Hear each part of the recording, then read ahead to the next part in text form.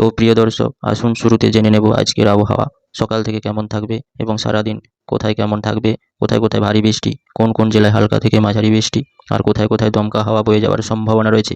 দক্ষিণ ভারতের চেন্নাই এবং নেলোর, বিশাখাপত্তনম এইসব জেলাগুলোতে এক দুর্যোগপূর্ণ আবহাওয়া সৃষ্টি হয়েছিল। সেই দুর্যোগপূর্ণ আবহাওয়া কাটতে না কাটতেই আবার এক মহাদুর্যোগের আশঙ্কা প্রকাশ করেছে আবহাওয়া দপ্তর। বঙ্গোপসাগরে যা পরিস্থিতি, নতুন করে ফের এক ঘূর্ণাবর্তের সৃষ্টি হতে চলেছে। আর এই ঘূর্ণাবর্ত যদি জোরালো আকার ধারণ করে, তারপর হবে আবার এক ঘূর্ণিঝড় এবং দুর্যোগপূর্ণ আবহাওয়া সৃষ্টির আশঙ্কা রয়েছে। তবে এই দুর্যোগপূর্ণ আশঙ্কা কতটা প্রভাব ফেলবে তা দেখে নিচ্ছি আজকের আবহাওয়াতে কেমন প্রভাব ফেলবে।